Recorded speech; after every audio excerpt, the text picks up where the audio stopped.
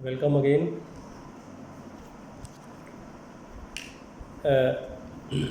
चर्चा है तीसरे पॉइंट पर, तीसरी घटना पर। विश्व की सबसे बड़ी घटनाओं में मानी जाती है इंग्लैंड की औद्योगिक क्रांति। तो औद्योगिक क्रांति 19वीं शताब्दी की सामाजिक चिंतन को प्रभावित करने में यूरोप की औद्योगिक क्रांति का एक बहुत बड़ा रोल है, भूमिका है। औद्योगिक क्रांति को मुख्य रूप से इंग्लैंड की औद्योगिक क्रांति के नाम से भी जाना जाता है। औद्योगिक क्रांति का तात्पर्य है, क्या तात्पर्य है? औद्योगिक क्रांति का तात्पर्य है उद्योगों की संरचना के उस नए संयोजन जोड़ना, जिसके फलस्वरूप औद्योगिक उत्पादन में बहुत बड़ी मात्रा में वृद्धि। औद्योगिक क्रांति को समझने के लिए हम औद्योगिकरण का प्रयोग करते हैं। औद्योगिक विकास, उद्योगवाद, औद्योगिक क्रांति जैसे शब्दों का हम प्रयोग करते हैं समय समय पर। औद्योगिक क्रांति इंग्लैंड के अंदर आई और अन्य देशों में क्यों नहीं आई? सर्वप्रथम इंग्लैंड के अंदर ही क्यों आई? इसके भी काफ़ी सारे कारण हैं, सामाजिक, आर्थिक, राजनीतिक। कहने का मतलब ये है कि ज़रूरतें पैदा करती हैं चीज़ों को, आवश्यकताएं जो हैं चीज़ों को पैदा करती हैं। आविष्कार,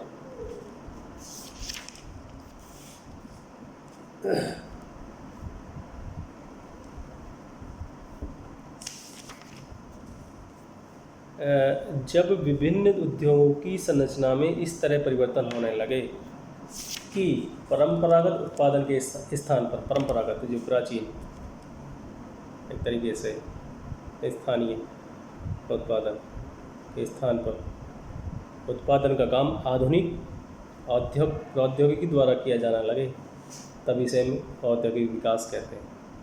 उद्योगवाद एक ऐसी अवस्था है जिसमें औद्योगिक तथा आर्थिक संबंधों के आधार पर सामाजिक संरचना तथा संपूर्ण चिंतन प्रभावित होने लगता है। जब मशीनों के द्वारा बड़ी मात्रा में उत्पादन किया जाने लगता है तो उसके फलस्वरूप संपूर्ण सामाजिक, आर्थिक, राजनीतिक व्यवस्था में बदलाव, परिवर्तन आने लगता है। तब इसी दिशा को हम औद्योगिक क्रांति के नाम से समझते हैं, संबोधित करते हैं। आर्नोल्ड राल्वी एक लेखक हैं, प्रसिद्ध लेखक हैं। उन्होंने अपनी पुस्तक 18वीं शताब्दी की औद्योगिक क्रांति में औद्योगिक क्रांति के विभिन्न पक्षों पर, विश्व पर इसके प्रभाव को विस्तारपूर्वक स्पष्ट किया है। सच यह है कि औद्योगिक क्रांति का आरंभ 18वीं शताब्दी में फ्रांस से हुआ, लेकिन फ्रांस में यह क्रांति केवल सैद्धांतिक धरातल पर ही सीमित रह गई। कहते हैं ऑन पेपर सी, एक तरीके से देखा जाता है, कागजों में लिखित रूप में ही। उसकी कोई धरातल से ऊपर उठने की कोई वजह दोबारा उत्पन्न नहीं हुई। सर्वप्रथम फ्रांस में होता है इस सारा काम। लेकिन जबकि इंग्लैंड में नई नई मशीनों के आविष्कार द्वारा उत्पादन के जिस तेज़ी से वृद्धि हुई, उसी कारण इंग्लैंड को औद्योगिक क्रांति का वास्तविक केंद्र माना जाता है।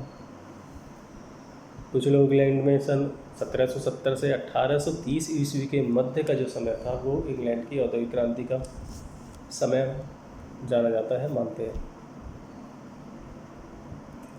लेकिन वास्तविकता यह है कि इस दशा के लिए औद्योगिक क्रांति शब्द अधिक उपयुक्त है, क्योंकि 50-60 वर्षों में इंग्लैंड की संपूर्ण सामाजिक, आर्थिक और राजनीतिक संरचना में इतने व्यापक परिवर्तन हो गए थे कि इन परिवर्तनों को केवल विकास द्वारा ही नहीं समझा जा सकता।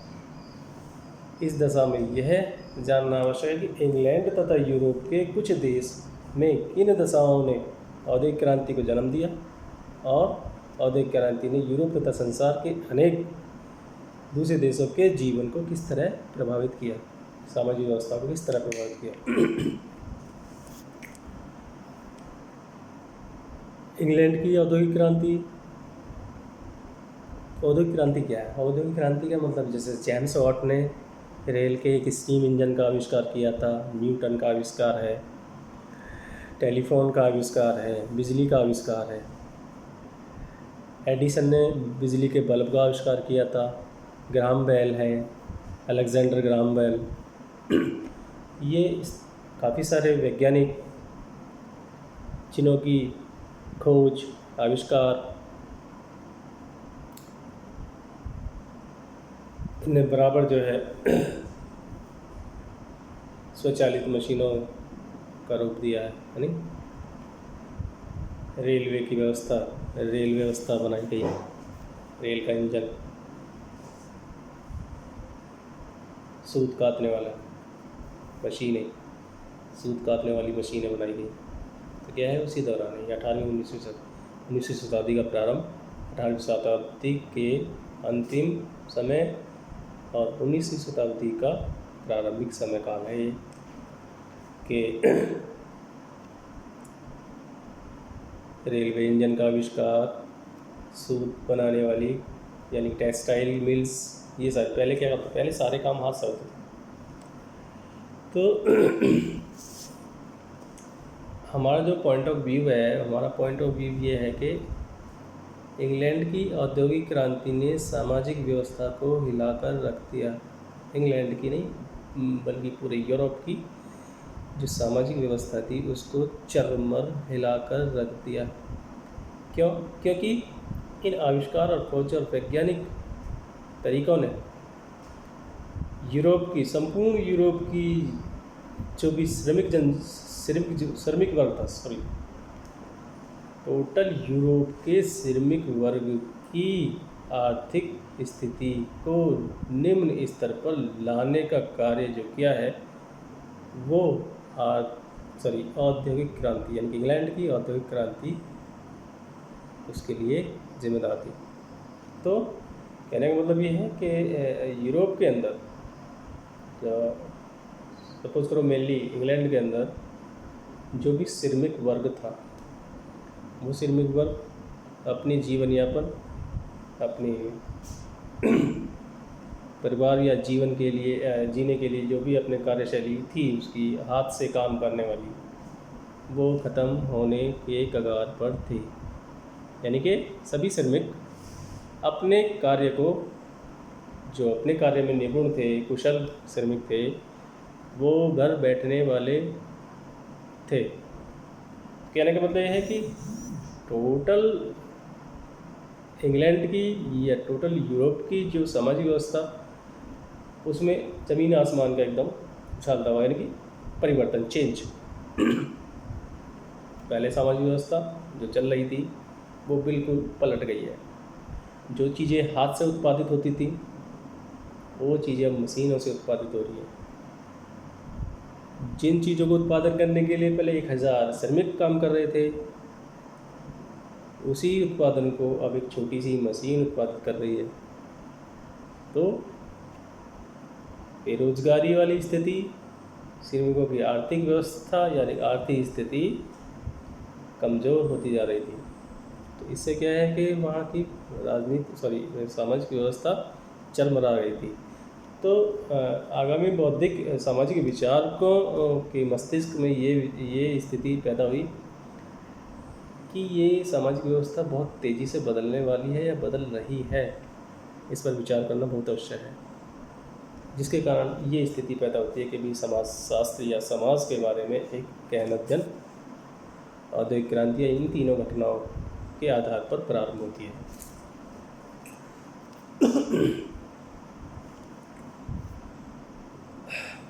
औद्योगिक क्रांति एक जो कारण है, औद्योगिक क्रांति किन कारणवश औद्योगिक क्रांति किन आधार पर या किन कारणवश प्रारंभ होती है, तो वो मुख्य रूप से 4 कारण हैं।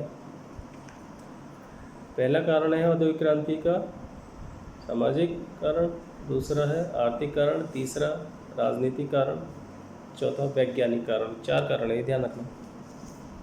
औद्योगिक क्रांति होने के 4 कारण हैं, सामाजिक, आर्थिक, राजनीतिक और वैज्ञानिक कारण। सबसे पहले है सामाजिक कारण। इंग्लैंड में औद्योगिक क्रांति के लिए अनुकूल परिस्थितियों का निर्माण 15वीं और 16वीं शताब्दी में ही हो चुका था। अनेक ऐतिहासिक घटनाओं के फलस्वरूप यहाँ 17वीं शताब्दी में जब रॉयल सोसाइटी की स्थापना हुई तब इंग्लैंड में वैज्ञानिक चिंतन में तेज़ी से वृद्धि हो रही थी। 17वीं शताब्दी के अंत में ही इंग्लैंड के सम्राट ने बैंक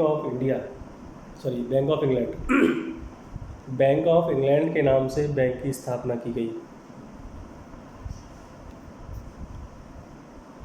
जिससे वहाँ की व्यापारिक संरचना यानी बिजनेस करने वाली स्थिति, बिजनेस स्ट्रक्चर, व्यापारिक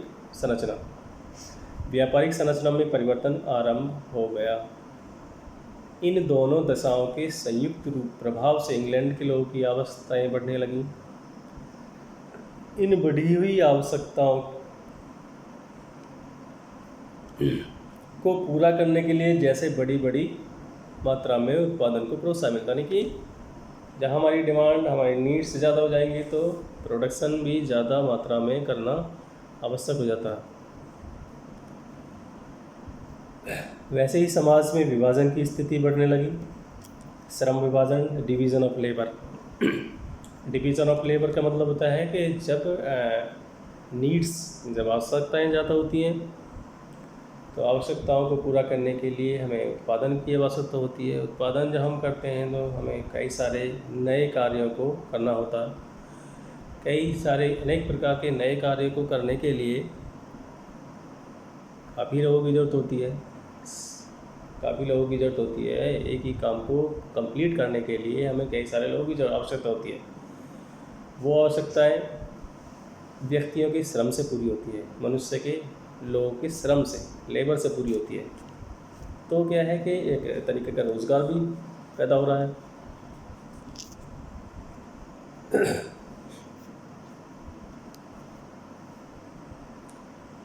इंग्लैंड की औद्योगिक क्रांति में एक अन्य सामाजिक विशेषता भी लोगों की संस्कृति, भाषा, सामाजिक विशेषता में काफ़ी समानता विद्यमान थी। इन विशेषताओं के अतिरिक्त इंग्लैंड का समाज धार्मिक रूढ़ियों तथा धार्मिक परंपराओं को अनावश्यक महत्व नहीं देता था। जिस समय इंग्लैंड के अधिकांश मानव समाज धार्मिक संकीर्णताओं से बंधे हुए थे, उस समय पुनर्जागरण के फलस्वरूप इंग्लैंड के बुद्धिजीवियों ने धार्मिक रूढ़ियों के प्रभाव को कम कर दिया। बराबर। धार्मिक विश्वासों में कमी होने के कारण इंग्लैंड में समस्याओं के समाधान के लिए ईश्वर की अपेक्षाएं वैज्ञानिक खोजों को अधिक महत्व दिया जाता है, नहीं कर्म पर, यानी काम करने पर ज़्यादा विशेष बल दिया जाता है। इसका तात्पर्य है कि इंग्लैंड में अनेक ऐसी सामाजिक दशाएं पैदा होती हैं जिन्होंने वैज्ञानिक चिंतन को प्रोत्साहन दिया, साइंटिफिक आइडियाज़ को। इंग्लैंड की औद्योगिक क्रांति इसी वैज्ञानिक चिंतन के कारण प्रारंभ होती है। दूसरा पॉइंट है आर्थिक कारण। परंपरागत रूप से, ट्रेडिशनली रूप से इंग्लैंड की जो अर्थव्यवस्था थी वो भी हमारी भारत की तरह ही कृषि पर आधारित थी, एग्रीकल्चर पर आधारित थी। लेकिन 17वीं शताब्दी में जब वहाँ पर बैंक ऑफ इंग्लैंड की स्थापना हुई तो इसके द्वारा उद्योग और वैज्ञानिक खोजों के लिए आर्थिक सहायता दी जाने लगी। एक बैंक है, बैंक ने लोन देते हैं, जिस तरह से आप भी देखते हैं, समझ रहे हो कि हम कोई रोज़गार करते हैं, हम कोई उद्योग, छोटा लघु उद्योग या विस्तृत उद्योग, बृहद उद्योग की स्थापना अगर हम करते हैं तो उसके लिए हमें पैसा यानी कि आर्थिक मदद की आवश्यकता होती है। आर्थिक मदद जो पूरी होती है वो बैंक या मुद्रा प्रणाली के हिसाब या उसी के आधार पर होती है। तो जब इंग्लैंड में बैंक ऑफ इंग्लैंड की स्थापना हुई तो वहाँ के लोगों ने उद्योगों और वैज्ञानिक खोजों के लिए आर्थिक सहायता दी जाने लगी, जैसे आविष्कार और खोजें हो रही थी उस दौरान 18वीं-19वीं शताब्दी में। तो उसमें धन की आवश्यकता बहुत महत्वपूर्ण होती है। धीरे धीरे इंग्लैंड में खनिज, जल, ऊर्जा के नए स्रोतों की खोज होने लगी। इंग्लैंड में जैसे उद्योगों के लिए आवश्यक कच्चे माल की आपूर्ति, वहाँ उद्योगों का विकास भी संभव हो गया। इंग्लैंड के बारे में यह तक महत्वपूर्ण है कि वहाँ के लोग बहुत अच्छे नाविक और व्यापारी रहे हैं। ये भी इम्पोर्टेंट चीज़ है समझने वाली कि इंग्लैंड के जो लोग थे वो अच्छे नाविक और अच्छे व्यापारी, बिजनेसमैन। इन नाविकों ने अनेक विदेशी बाजारों से अपना संपर्क स्थापित किया, जैसे इंग्लैंड से पानी के थ्रू ही, पानी के रास्ते ही तो भारत में आए थे। इंग्लैंड से जो बिजनेस करने आए थे स्टार्टिंग में, वो पानी के ही रास्ते से आए थे।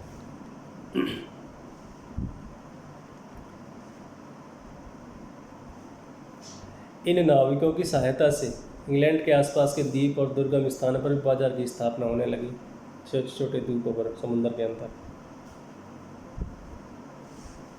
जिसके कारण इंग्लैंड में बने हुए माल की मांग निरंतर बढ़ने लगी। क्योंकि उस टाइम पे क्या था कि उस टाइम पर सभी चीज़ें हाथों से बनाई जाती थी, मशीनों से नहीं बनाई जाती। मशीनों का जो प्रयोग प्रोडक्शन में जो हुआ वो सर्वप्रथम इंग्लैंड में ही हुआ। तो नई चीज़ उत्पादित हो रही है, एक अच्छी क्वालिटी की चीज़ जब उत्पादित हो रही है तो उसकी डिमांड काफ़ी हो जाती है, हर जगह हर कोई इसको खरीदना चाहता है। तो दूसरी पहली कई सारे जो जो प्रोड्यूसर्स को कितने भी चारों तरफ से बेनिफिट्स मिलने शुरू होते हैं, क्योंकि जो प्रोडक्शन तैयार हो रहा है वो एक तो कम लागत में तैयार हो रहा है, क्वालिटी अच्छी दी जा रही है, तो उसमें क्या है, प्रॉफिट, चारों तरफ से प्रॉफिट होता है प्रोड्यूसर को, और उसकी डिमांड भी ज़्यादा होती है। तो कोई नई चीज़ शुरुआत होती है तो क्वालिटी कंट्रोल के हिसाब से कोई चीज़ बनती है, उत्पादित होती है, तो उसकी डिमांड भी ज़्यादा होती है। तो ये सारी चीज़ थी, मांग बढ़ने लगी। इंग्लैंड में जैसे जैसे औद्योगिक उत्पादन बढ़ा, पूंजीपतियों ने नई तकनीकी की अधिक से अधिक जानकारी आराम करनी शुरू कर दी। नई नई टेक्नोलॉजी भी शुरू करो भाई। इसी एक ही चीज़, जो चीज़ पहले 10 रुपये में तैयार थी, उसी चीज़ को हम 5 रुपये में तैयार करने की कोशिश करते हैं। यानी कि लागत कम आनी चाहिए, प्रोडक्शन ज़्यादा हो। यही बिजनेस का फंडा होता है कि कम लागत में अधिक प्रोडक्शन। इस दशा ने भी वहाँ के औद्योगिक विकास को प्रोत्साहन दिया। इंग्लैंड की आर्थिक संरचना में भी अनेक ऐसी विशेषताएं निहित थी जिनके फलस्वरूप वहाँ औद्योगिक क्रांति संभव हो सकी। क्योंकि औद्योगिक क्रांति इंग्लैंड के साथ साथ, मतलब बुद्धिजीवी तो हर क्षेत्र में पाए जाते हैं। इंडिया में बुद्धिजीवी होते, लेकिन कुछ परिस्थितियाँ ऐसी होती हैं, जैसे कि सपोज करो पूंजीवादी है, जिस पर हम चर्चा कर रहे हैं, कैपिटलिस्ट यूरोप या अमेरिका में ही क्यों पैदा हुई, भारत, चीन या एशिया के काफ़ी सारे कंट्रीज़ हैं, उनमें पैदा क्यों नहीं हो पाई। तो ये परिस्थितियाँ हैं, सर्कमस्टेंसेस हैं काफ़ी सारे, जो कहीं ना कहीं धर्म से भी संबंधित रखते हैं। रिलीजन सबसे इम्पोर्टेंट चीज़ है, जो पूंजीवाद को बढ़ावा देने या पूंजीवाद को निस्वायत्त करने में जो सबसे मेन मुद्दा था, वो रिलीजन का ही है, मेनली रिलीजन का। तो क्या कंडीशंस, औद्योगिक क्रांति इंग्लैंड में हुई क्योंकि वहाँ की परिस्थितियाँ ही इसके अनुकूल थी। इंग्लैंड में जो औद्योगिक क्रांति होने का जो कारण है, वहाँ की अनुकूल परिस्थितियाँ, जिस कारण इंग्लैंड में औद्योगिक क्रांति फली फूली। तीसरा कारण है राजनीतिक कारण। अन्य देशों की तुलना में इंग्लैंड में शुरू से ही, स्टार्टिंग से ही इंग्लैंड में जो राजनीतिक जो व्यवस्था थी वो स्थायित्व यानी कि स्टेबिलिटी के आधार पर रही। ऐसा नहीं कि आज राजनीतिक व्यवस्था कुछ और है, कल कुछ और है। स्टेबिलिटी, स्थायित्व दिख रहा है। यही राजनीतिक स्थायित्व इंग्लैंड के औद्योगिक विकास का सबसे महत्वपूर्ण कारण सिद्ध हुआ कि जब गवर्नमेंट, शासन, सरकार एक स्टेबिलिटी पर डिपेंड करके चलती है, स्टेबिलिटी के आधार पर रहती है, तो वहाँ पर निर्णय, डिसीजंस लिए जा सकते हैं किसी भी कार्य करने के लिए। इस संबंध में बार्नेट ने लिखा है कि किसी भी नवाचार के लिए सत्ता का सहयोग सकारात्मक प्रभाव उत्पन्न करता है। नवाचार का मतलब जानते हैं, इनोवेशंस, नई चीज़ें पैदा करने के लिए, नए काम शुरू करने के लिए सत्ता का सहयोग सकारात्मक प्रभाव उत्पन्न करता है। जहाँ तक इंग्लैंड का प्रश्न है, वहाँ सरकार के द्वारा औद्योगिक आविष्कारों तथा व्यापारिक क्रियाओं के लिए अधिक से अधिक सहायता प्रदान की गई थी। ये भी ध्यान रखने वाली बात है। दूसरे शब्दों में यह भी कहा जा सकता है कि इंग्लैंड में सरकार द्वारा औद्योगिक विकास को योजनाबद्ध ढंग से प्रोत्साहन देने के कारण ही वहाँ औद्योगिक क्रांति का आरंभ हुआ। इस तथ्य की भी अवहेलना नहीं की जा सकती कि राजनीतिक रूप से इंग्लैंड एक शक्तिशाली देश रहा है। पावरफुल कंट्री में ही है स्टार्टिंग से इंग्लैंड। डिसीजंस लेने में सक्षम है, गवर्नमेंट्स को चलाने में सक्षम इंग्लैंड रहा, जिसके कारण काफ़ी सारी अनुकूल परिस्थितियाँ पैदा होती हैं इंग्लैंड के अंदर औद्योगिक क्रांति को भली भांति सुचारू रूप से चलाए रखने में। यहाँ जिस समय औद्योगिक क्रांति आरंभ हुई उससे काफ़ी समय पहले से इंग्लैंड के अधीन उपनिवेश देशों की संख्या काफ़ी बढ़ चुकी थी। इंग्लैंड के उपनिवेश वही देश थे जो वैज्ञानिक खोजों पर आधारित उद्योग से पूरी तरह अपरिचित थे। जो उपनिवेशवादी देश थे, जो इंग्लैंड के जो उपनिवेश देश थे, उन्हीं देशों में जाके उन्होंने वैज्ञानिक खोजें प्रारंभ की, जिनसे वो खुद देश अनभिज्ञ थे। कहने का मतलब ये है कि ये और चौथा कारण जो कारण है वो है वैज्ञानिक कारण, साइंटिफिक। औद्योगिक विकास का वैज्ञानिक खोजों से एक प्रत्यक्ष संबंध है, डायरेक्टली संबंध है। Scientific research, scientific discovers, inventions, क्योंकि इन्वेंशंस और डिस्कवरीज के द्वारा ही औद्योगिक क्रांति का रास्ता तय होता है। औद्योगिक प्रक्रिया का ही रास्ता scientific discoveries, scientific research, scientific inventions के द्वारा ही। दूसरे शब्दों में ये कहा जा सकता है कि भाई वैज्ञानिक विकास के बिना किसी भी समाज में औद्योगिक विकास संभव नहीं है डायरेक्टली। यह सच है कि 18वीं शताब्दी में यूरोप के कुछ अन्य देशों में भी वैज्ञानिक विकास की प्रक्रिया प्रारंभ हो चुकी थी, लेकिन इंग्लैंड में नई तकनीक और आविष्कारों में उन लोगों का योगदान अधिक है जो मध्यम वर्ग से संबंधित थे एवं स्वयं उत्पादन की प्रक्रिया में योगदान अधिक था। जो मध्यम वर्ग के से संबंधित थे वे स्वयं उत्पादन की प्रक्रिया में योगदान कर रहे थे। यही कारण है कि इंग्लैंड में होने वाली वैज्ञानिक आविष्कार औद्योगिक विकास के क्षेत्र में अधिक व्यावहारिक सिद्ध हुए। उदाहरण के लिए जेम्स वाट ने जिस भाप इंजन का आविष्कार किया था उससे इंग्लैंड को ऊर्जा के लिए नए स्रोत प्राप्त हुए। भाई भाप इंजन के लिए क्या चाहिए था? कोयला की खानों का आविष्कार, कोयला की खानें खोजी गई, बड़े नए ऊर्जा स्रोत